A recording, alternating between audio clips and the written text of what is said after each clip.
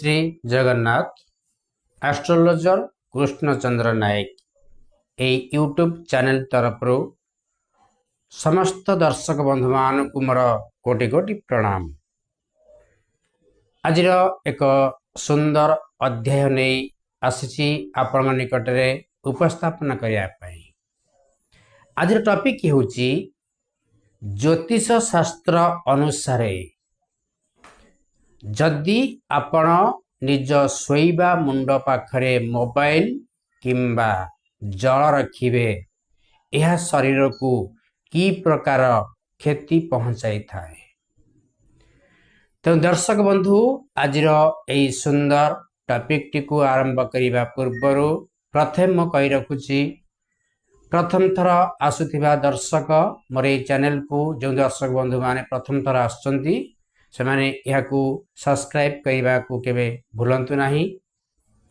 ଏହା ବ୍ୟତୀତ ଅନ୍ୟ ସମସ୍ତ ଦର୍ଶକ ବନ୍ଧୁ ଏହାକୁ ଲାଇକ୍, ତାଙ୍କର ବନ୍ଧୁମାନଙ୍କ ସହିତ ସେୟାର ଏବଂ କମେଣ୍ଟ ବକ୍ସରେ ନିଶ୍ଚୟ କମେଣ୍ଟ ଲେଖନ୍ତୁ। ଚାଲନ୍ତୁ ଦର୍ଶକ ବନ୍ଧୁ, ଆଜିର ଏହି ସୁନ୍ଦର କାର୍ଯ୍ୟକ୍ରମଟିକୁ ଆରମ୍ଭ କରିବା। ପୁନର୍ବାର ଏହି କାର୍ଯ୍ୟକ୍ରମ ବିଷୟରେ କହି ରଖୁଛି। ଆଜିର ଟପିକ୍ ହେଉଛି ଯଦି ଆପଣ ମୋବାଇଲ ଫୋନ ଜଳ ନିଜ ଶୋଇବା ମୁଣ୍ଡ ପାଖରେ ରଖନ୍ତି, ତେବେ ଏହାର କି ପ୍ରକାର ନକାରାତ୍ମକ ଶକ୍ତି ଆପଣଙ୍କ ମନକୁ ପ୍ରବେଶ କରିଥାଏ ଏବଂ ତା ସହିତ ଆପଣଙ୍କର ଶରୀରକୁ ପ୍ରବେଶ କରେ, ସେ ବିଷୟରେ ଆଜିର ଆଲୋଚ୍ୟ ବିଷୟବସ୍ତୁ। ଦର୍ଶକ ବନ୍ଧୁ ମନେ ରଖନ୍ତୁ, ରାହୁ ଗ୍ରହ ଜ୍ୟୋତିଷ ଶାସ୍ତ୍ର ଅନୁସାରେ ରାହୁ ଗ୍ରହ ହେଉଛନ୍ତି ସମସ୍ତ ପ୍ରକାରର ଇଲେକ୍ଟ୍ରୋନିକ୍ସ ଦ୍ରବ୍ୟର ପ୍ରତୀକ। ସମସ୍ତ ପ୍ରକାର ଇଲେକ୍ଟ୍ରୋନିକ୍ସ ଜିନିଷ ଯଥା ଆପଣଙ୍କର ବିଭିନ୍ନ ଇଲେକ୍ଟ୍ରୋନିକ୍ସ ଜିନିଷ, ଗ୍ୟାଜେଟ୍, ତା ସହିତ ମୋବାଇଲ ଫୋନକୁ ରାହୁ ଗ୍ରହଙ୍କ ସହାୟତାରେ ଯୋଡ଼ି ଦିଆଯାଇଥାଏ।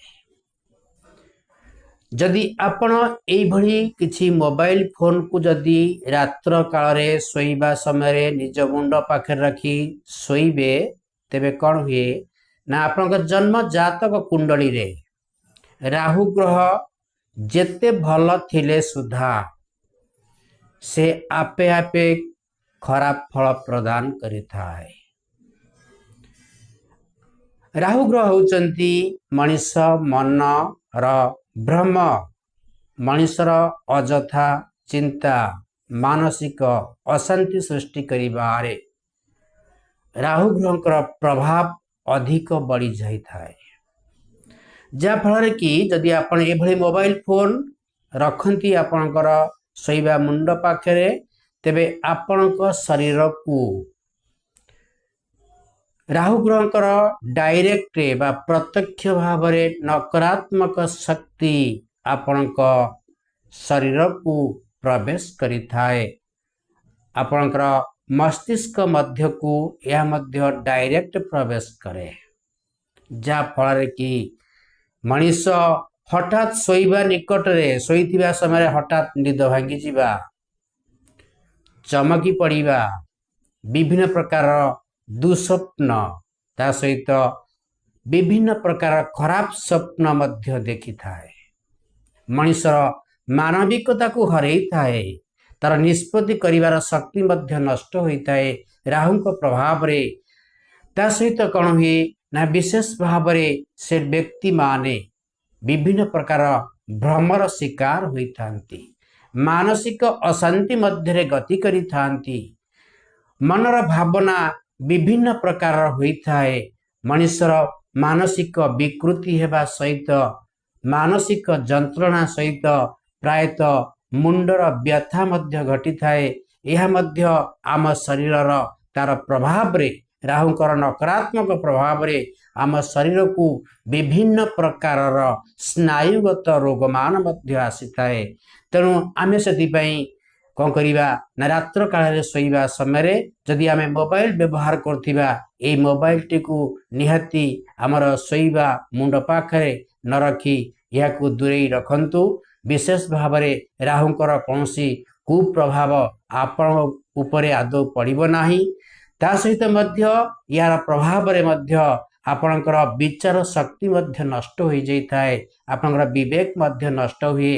कारण ज्योतिष शास्त्र अनुसार समस्त इलेक्ट्रोनिक्स द्रव्यर कारक होउचंती राहु ग्रह। से आम रात्र काल शोवा समय मोबाइल फोन को निहाती अवॉइड करी आपण निश्चिंत रूपे शयन करने परामर्श देउछि।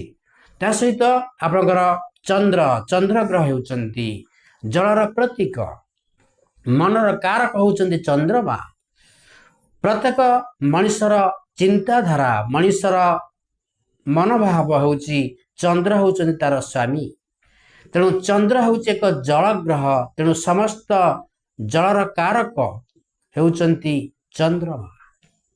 तो जदि आमे रात्र काल शयन करिबा समय जदि किछि जल को आपनकर मुंड पाखे रखिबा किंबा आपनकर शोउतिबा खटर गोड़ पाखे रखिबा द्वारा कौन हुए ना, या देहरे कौन हुए ना चंद्रंकर आम देहरु बाहरु थिबा विभिन्न नकारात्मक शक्ति शोइबा समय यह जाई से जल मध्य प्रवेश करे। दर्शक बंधु आपण मध्य जानती जे जल होउची प्रत्येक वस्तुर शोषक। तेणु आमे जल को जदि कौन सुखिला द्रव्य रे पकईदबा से कौन हम ना आपे आपे जल द्वारा भेदी जीव। तेणु यह होची शोषण शक्तिर प्रभाव थाए जल निकटरे। जदि आमे रात्र काल जदि कौन जल को आम मुंड पाखे रखी शयन करिबा तेबे आम रात्र काल आम देहरु बाहरुथिबा नकारात्मक शक्ति गुड़िक जाई से जल मध्य शोषण हो जाए, अर्थात से जल मध्य प्रवेश करे। जहाँफल कि ता परदिन सकाल जदि आम उठी से जल को पान करिबा किंबा पीबा, यह करिबा द्वारा मध्य आम शरीर रे मध्य मानसिक अशांति, मानसिक रोग, आमर मनरे विचलित हवा, अस्थिरता हवा, मानसिक अवस्था बिगड़ी जीवा, एई भली भाव रे आम शरीर को मध्य तार नकारात्मक शक्ति प्रवेश करी आमको कबलित करि थाए। तेणु दर्शक बंधु मोर आज यही कार्यक्रमटी आपण मानकु केमिति लागिला निश्चय कमेंट माध्यम जनइबे। यह सहित प्रथम थर आसुथिबा दर्शक बंधु माने याकू सब्सक्राइब करिया पई निश्चय अनुरोध रहिला। ता सहित आपनकर बंधु मान सहित शेयर करिवे, कमेंट बॉक्स रे निश्चय कमेंट करिवे। आजर एई एपिसोड रु विदाय नेउची, पुणी देखा परवर्ती एपिसोड रे। जय जगन्नाथ।